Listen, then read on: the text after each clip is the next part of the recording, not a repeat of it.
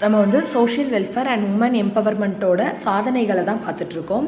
அடுத்ததான் நம்ம இப்போ என்ன பார்க்க போகிறோம் அப்படின்னா, பெண்களுக்கு அதிகாரம் அளிக்கிறக்காண்டி மாநிலத்தில் மாவட்டத்தில் செயல்படக்கூடிய மையங்கள் பற்றி தான் பார்க்க போகிறோம். ஃபஸ்ட்டு HEW, ஒன்றிய மாநில மற்றும் மாவட்ட அளவில் துறைகளிடையே பெண்களுக்கான திட்டங்களை ஒருங்கிணைப்பதே பெண்களுக்கு அதிகாரம் அளித்தலுக்கு சிறப்பு மையத்தின் நோக்கமாகும். அதாவது ஒன்றிய அப்படிங்கிறது வந்து மத்திய அரசு, மாநில அரசு மற்றும் மாவட்ட அளவில் துறைகளுக்கு இடையே பெண்களுக்கான திட்டங்களை வந்து நம்ம ஒருங்கிணைத்து செயல்படுத்தணும். ஸோ பெண்களுக்கு வந்து அதிகாரம் அளிக்கணும் அப்படிங்கிறக்காண்டி சிறப்பு மையங்கள் வந்து செயல்படுத்தப்படுது.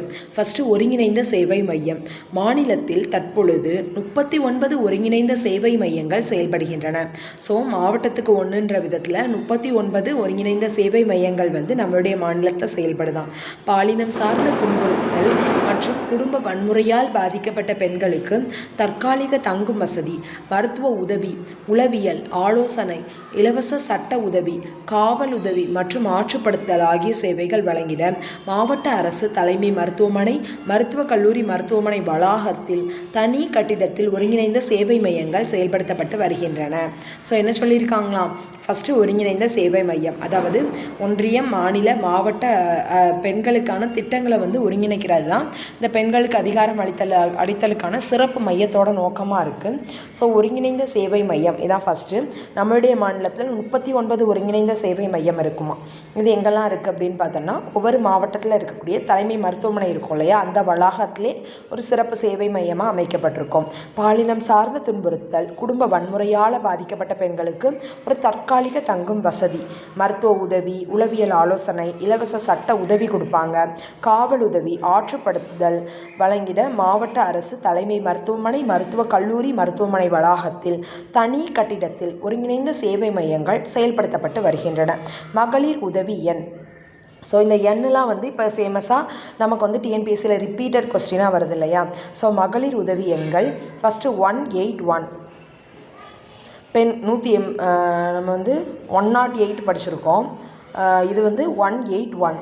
பெண்கள் மற்றும் குழந்தைகளின் பாதுகாப்பை மேம்படுத்திடவும் தேவையான அல்லது நெருக்கடியான தருணங்களின் உடனடி மற்றும் அவசர கால உதவிகளை வழங்கிடவும் மகளிர் உதவி எண்கள் 24x7 மணி நேரமும் செயல்படுத்தப்பட்டு வருகிறது. பெண்களின் பாதுகாப்பு மற்றும் உரிமைகள் தொடர்பான சட்டங்கள் மற்றும் நடைமுறையில் உள்ள அரசு திட்டங்கள் பற்றிய தகவல்களையும் மகளிர் உதவி மையம் வழங்குகிறது. ஸோ மகளிர் உதவி எண் அப்படிங்கிறதுல ஃபஸ்ட் எண் வந்து 181ன்னு கொடுத்துருக்காங்க, 181.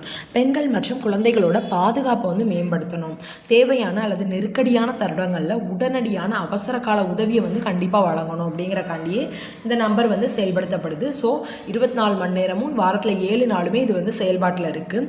பெண்களின் பாதுகாப்பு மற்றும் உரிமைகள் தொடர்பான சட்டங்கள் மற்றும் நடைமுறையில் உள்ள அரசு திட்டங்கள் பற்றிய தகவல்களையும் மகளிர் உதவி மையம் வந்து வழங்குது.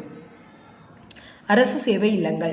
தமிழ்நாடு அரசு சமூக நலத்துறையின் மூலம் செங்கல்பட்டு, தாம்பரம், கடலூர், சேலம், தஞ்சாவூர், திருநெல்வேலி, சிவகங்கை மற்றும் கிருஷ்ணகிரி ஆகிய 7 மாவட்டங்களில் ஏழை பெண்கள், ஆதரவற்ற பெண்கள் மற்றும் மகளிர் பாதுகாப்பு ஆதரவும் தேவைப்படும் ஏழைகளுக்காக, விதவைகளுக்காக அரசு சேவை இல்லங்களை நடத்தி வருகிறது.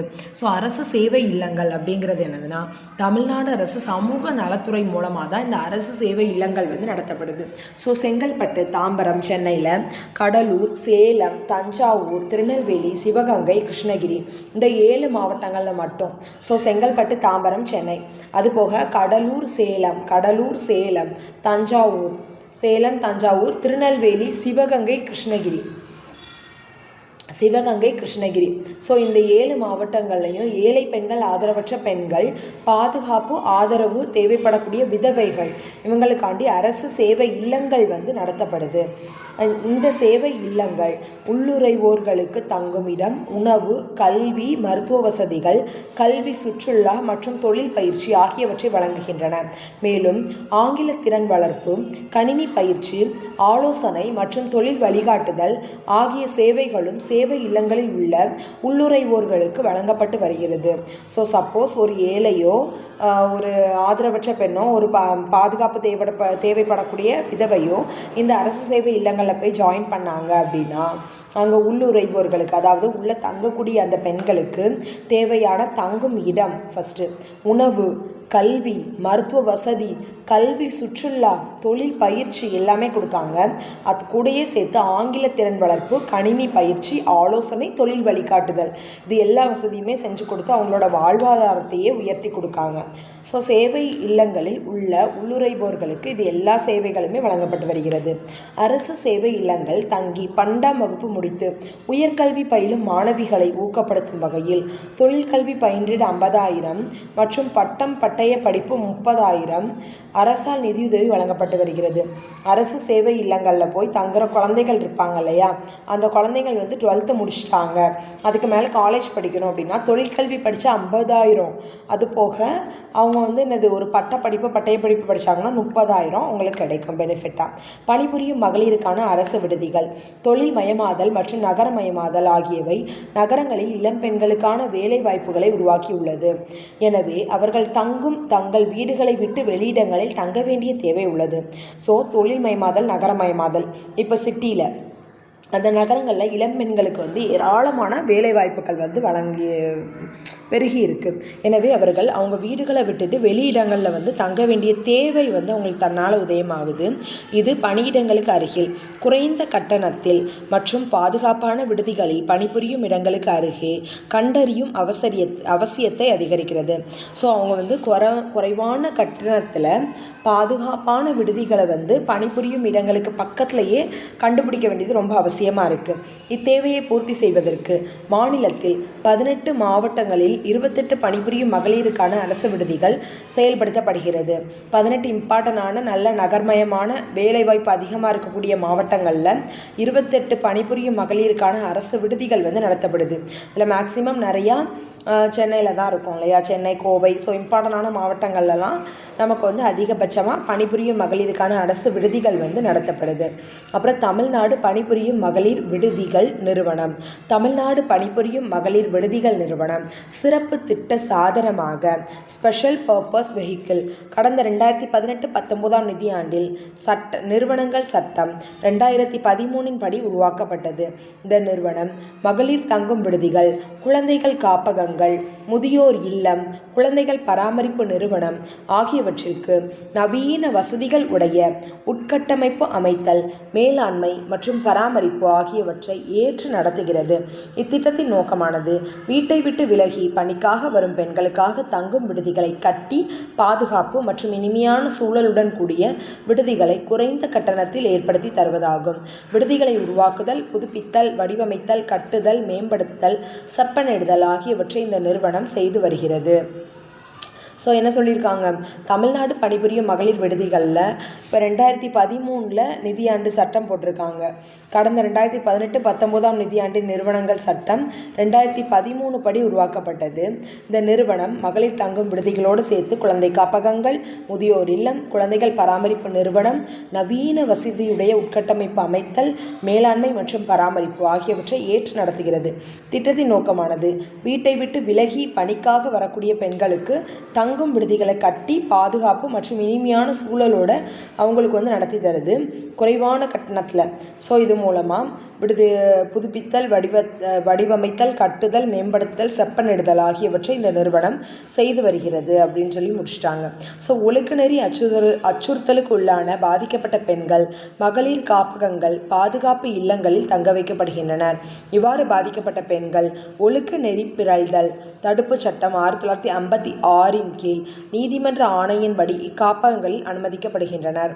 இவ்வில்லங்களில் தங்கியுள்ள மகளிரின் மறுவாழ்வுக்கென பராமரிப்பு, உளவியல், மருத்துவ சிகிச்சை, ஆலோசனை மற்றும் தொழிற்பயிற்சிகள் ஆகிய சேவைகள் வழங்கப்படுகின்றன. பாதிக்கப்பட்ட பெண்களுக்கான நிவாரண நிதியிலிருந்து ரூபாய் 10,000 நிதியுதவி வழங்கப்படுகிறது. இந்நிறுவனத்தில் அனுமதிக்கப்படும் பாதிக்கப்பட்ட மகளிருக்கு இலவச சட்ட உதவி வழங்கப்படுகிறது. ஸோ ஒழுக்க நெறி அச்சுறுத்தலுக்கு உள்ளான பாதிக்கப்பட்ட பெண்கள் அவங்களுக்கு வந்து மகளிர் காப்பகங்களில், பாதுகாப்பு இல்லங்களில் தங்க வைக்கப்படுறாங்க. இப்படி பாதிக்கப்பட்ட பெண்கள் வந்து ஒழுக்க நெறி பிறழ்தல் தடுப்பு சட்டம், அது மூலமாக 1956 சட்டம், ஸோ அது மூலமாக நீதிமன்ற ஆணையின்படி இந்த காப்பகங்களில் அனுமதிக்கப்படுறாங்க. அவங்களுக்கு மறுவாழ்வுக்குன்னு சொல்லி பராமரிப்பு, உளவியல், மருத்துவ சிகிச்சை, ஆலோசனை, தொழிற்பயிற்சி, அதோடு சேர்த்து பெண்கள் நிவாரண நிதியிலிருந்து, பாதிக்கப்பட்ட பெண்களுக்கான நிவாரண நிதியிலிருந்து ஒரு 10,000 நிதியுதவி. இந்த நிறுவனத்தில் அனுமதிக்கப்படக்கூடிய பாதிக்கப்பட்ட மகளிருக்கு இலவச சட்ட உதவியும் சேர்த்து வழங்கப்படுது அப்படின்னு சொல்லிட்டாங்க. அடுத்த ஸ்வதார் க்ரஷ் குறுகிய கால இல்லங்கள். குறுகிய கால இல்லங்கள் ஆதரவற்ற கடினமான சூழ்நிலையில் 5 நாட்களுக்கும் மேலாக நிறுவன ஆதரவு தேவைப்படும் பெண்களுக்கு தங்குமிடம், உணவு, உடை, ஆலோசனை, அடிப்படை சுகாதார வசதிகள், பிற அத்தியாவசிய தினசரி தேவைகளை வழங்குகிறது. இத்திட்டம் குறுகிய கால இல்லங்கள் மற்றும் ஸ்வதார் இல்லங்கள் என்ற இரண்டையும் இணைத்து 2016 முதல் ஸ்வதார் க்ரஷ் என்ற ஒரே திட்டமாக செயல்படுத்தி வருகிறது. ஸோ கிரக பிரதேசம் அப்படி சொல்லுவோம்ல, அந்த கிரகம் அப்படின்னா என்னது? வீடு, மனை, அதை தான் வந்து கிரக பிரதேசம் அப்படி சொல்கிறோம், கிரக பிரதேசம். ஸோ இந்த கிரக் அப்படிங்கிற வார்த்தையை பார்த்தோன்னே நமக்கு இல்லம் ஞாபகம் வந்துடணும். ஸ்வதார்ன்றது கண்டிப்பாக பெண்ணை குறிக்கக்கூடிய சொல்லாக தான் இருக்கும். ஸோ இந்த மாதிரி ஹிந்தி வேர்டுக்கெலாம் கீவேர்டு வச்சு படிச்சிட்டிங்க அப்படின்னா ரொம்பவே ஹெல்ப்ஃபுல்லாக இருக்கும். ஸோ ஸ்வதார் க்ரஷ் அப்படிங்கிறது வந்து நமக்கு வந்து என்னது, ஒரு பெண்களுக்கான ஒரு இல்லம் அப்படிங்கிறத குறிக்குது. ஸோ இது வந்து குறுகிய கால இல்லம். குறுகிய கால இல்லங்கள் ஆதரவற்ற கடினமான சூழ்நிலையில் இருக்கக்கூடிய பெண்களுக்கு 5 நாட்களுக்கும் மேலான நிறுவன ஆதரவு தேவைப்படக்கூடிய பெண்களுக்கு தங்கறக்கு இடம், உணவு, உடை, ஆலோசனை, அடிப்படை சுகாதார வசதி, பிற அத்தியாவசிய தேவைகள், தினசரி தேவைகள் எல்லாமே கொடுக்காங்க இந்த திட்டம். குறுகிய கால இல்லங்கள் மற்றும் ஸ்வதார் இல்லங்கள் இந்த ரெண்டையுமே இணைச்சி 2016 ஆண்டு முதல் ஸ்வதார் க்ரஷ் அப்படிங்கிற ஒரே திட்டமாக செயல்படுத்தப்பட்டு வருது அப்படின்னு சொல்லிட்டாங்க. 2016 ஆண்டுலேருந்து இந்த திட்டங்கள் ரெண்டையுமே இணைச்சிட்டாங்க. எந்த 2 திட்டம்? குறுகிய கால இல்லங்கள், ஸ்வதார் இல்லங்கள், இந்த ரெண்டையும் சேர்த்து ஸ்வதார் க்ரஷ் அப்படின்னு 2016 ஒரே திட்டமாக செயல்படுத்திட்டு வராங்க அப்படின்னு சொல்லியாச்சு.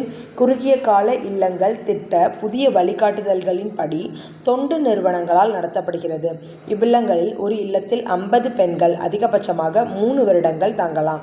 ஸோ ஒரு இல்லத்தில் 50 பெண்கள் வந்து தங்குறதுக்கு அவங்களுக்கு வந்து ஹெல்ப் பண்ணுறாங்க. ஸோ அவங்க வந்து மேக்ஸிமம் 3 இயர்ஸ் வந்து தங்கிக்கலாம்.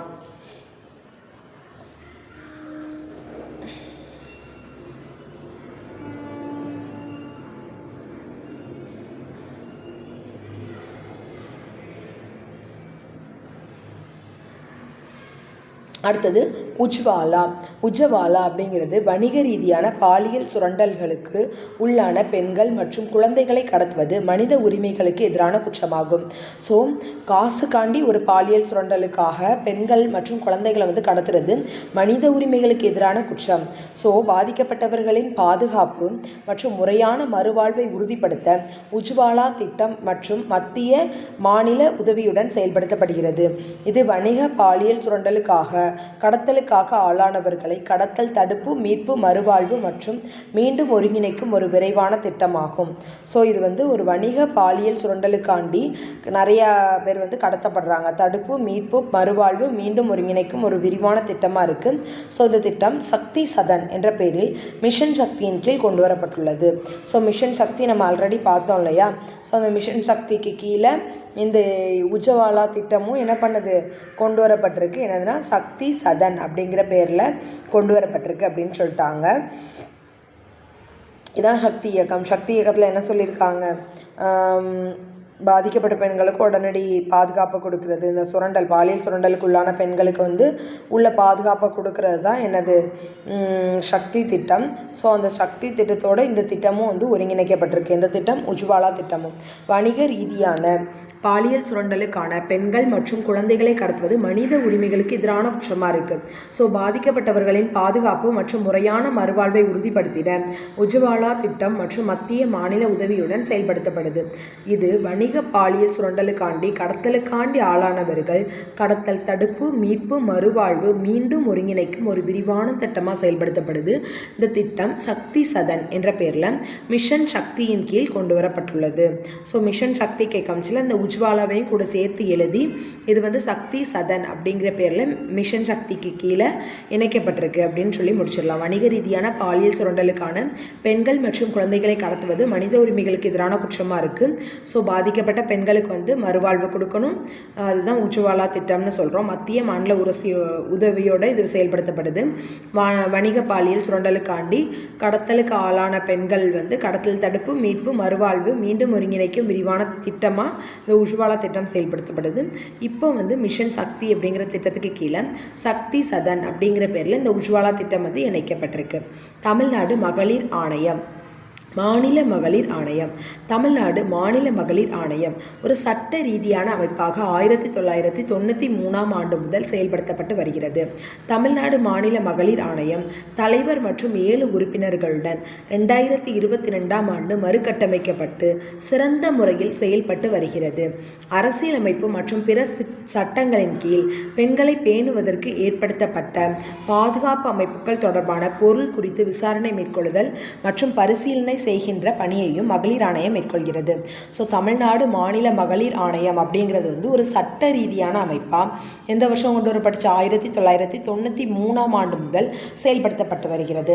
ஸோ தமிழ்நாடு மாநில மகளிர் ஆணையம் ஒரு தலைவர் 7 உறுப்பினர்களுடன் 2022 ஆண்டு மறு கட்டமைக்கப்பட்டு சிறந்த முறையில் செயல்படுத்தப்பட்டு வருகிறது.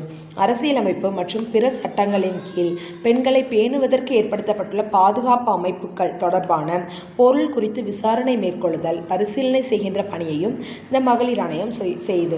ஸோ இந்த மாநில மகளிர் ஆணையம் அப்படிங்கிறது 1993 கொண்டு வரப்பட்டுச்சு. 7 உறுப்பினர்கள் ஒரு தலைவரோட 2022 மறுகட்டமைப்பு. ஸோ இதோட வேலை என்ன அப்படின்னு பார்த்தோம்னா, பெண்களுக்குன்னு ஏற்படுத்தப்பட்ட பாதுகாப்பு அமைப்புகள் அது வந்து எப்படி செயல்படுது அப்படிங்கிறத வச்சு விசாரணை மேற்கொள்ளுதல் பரிசீலனை செய்யக்கூடிய பணியை வந்து இந்த மகளிர் ஆணையம் செய்யுது. பெண்கள் நலன்கள் மற்றும் அதிகாரம் அளிப்பதற்கான சமூக சட்டங்கள். ஸோ இதில் கொஞ்சம் சட்டம் இருக்குது. அப்புறம் விருதுகள். ஸோ விருதுகளை வந்து நம்ம தனி வீடியோவாக பார்க்கலாம்.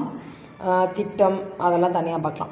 அடுத்த இதில் என்ன சொல்லியிருக்காங்கன்னா, பெண்கள் நலன் மற்றும் அதிகாரம் அளிப்பதற்கான சமூக சட்டங்கள். ஒழுக்க நெறி பிறழ்தல் சட்டம் 1956 மேலே பார்த்தோம் இல்லையா? ஒழுக்க நெறி பிறழ்தல் சட்டம் மூலமாக அவங்க வந்து அந்த இல்லத்தில் அனுமதிக்கப்படுவாங்க. வரதட்சணை தடுப்பு சட்டம் 1961.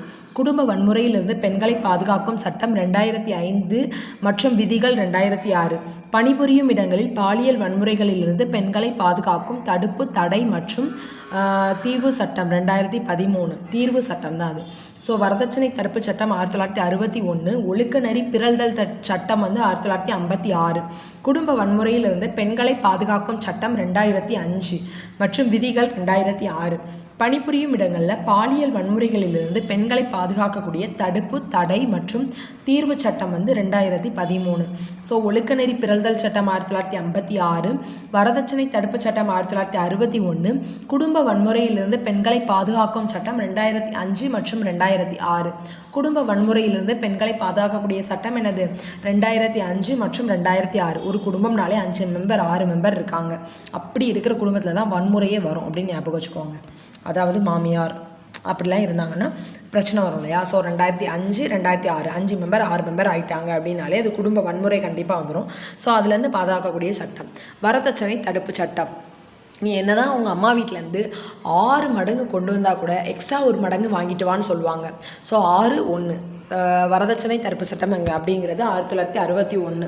இது எல்லா பெண்களுமே ஃபேஸ் பண்ணியிருப்பாங்க அவங்கவுங்க வாழ்க்கையில். பணிபுரியும் இடங்களில் பாலியல் வன்முறைகளிலிருந்து பெண்களை பாதுகாக்கும் தடுப்பு தடை மற்றும் தீர்வு சட்டம் 2013. இப்போ ஒரு இடத்துல வேலைக்கு போயிருக்கோம் அப்படின்னா அங்கே பாலியல் வன்முறைகள்லேருந்து பெண்களை பாதுகாக்கிறதுக்கு ஒரு தடுப்பு தடை மற்றும் தீர்வு சட்டம் அது வந்து 2013 இயற்றப்பட்டிருக்கு. தமிழ்நாடு மகளிர் மற்றும் குழந்தைகளுக்கான விடுதிகள் காப்பகங்கள் ஒழுங்குமுறைப்படுத்தல் சட்டம் 2014 மற்றும் தமிழ்நாடு மகளிர் குழந்தைகளுக்கான விடுதிகள் காப்பகங்கள் விதிகள் வந்து 2015. இது வரிசையாக பாருங்களேன், 2013, 14, 15 வருது. ஸோ பணிபுரியும் இடங்களில் பாலியல் வன்முறைகளிலிருந்து பெண்களை பாதுகாக்கக்கூடிய தடுப்பு தடை தீர்வு சட்டம் அப்படிங்கிறது 2013. தமிழ்நாடு மகளிர் மற்றும் குழந்தைகளுக்கான விடுதிகள் மற்றும் காப்பகங்கள் ஒழுங்குமுறைப்படுத்தல் சட்டம் மகளிர் குழந்தைகளுக்கான விடுதிகள் காப்பகங்கள் ஒழுங்குமுறைப்படுத்தும் சட்டம் 2014 மற்றும் தமிழ்நாடு மகளிர் மற்றும் குழந்தைகளுக்கான விடுதிகள் காப்பகங்கள் ஒழுங்குமுறைப்படுத்தல் விதிகள் வந்து 2015 அப்படின்னு சொல்லி முடிச்சிட்டாங்க. ஸோ இதுக்கப்புறம் இருக்க வீடியோவில் ஔவையார் விருதுனா என்னது, மாநில அரசு திட்டம் மானியம் எவ்வளோ கிடைக்குது, ஸோ முதியோர் இல்லம், மத்திய அரசு மாநில அரசோட பகிர்ந்தளிக்கப்படக்கூடிய திட்டங்கள், ஒரு ஓய்வூதிய நிறைய டிஃப்ரெண்ட்டான ஓய்வூதிய திட்டம், ஸோ அதில் யார் யார் பயனாளி, அதுக்கு என்னென்ன குவாலிஃபை, அதுக்கப்புறம் குழந்தைங்களோடது தனியாக பார்க்கலாம். Thank you friends.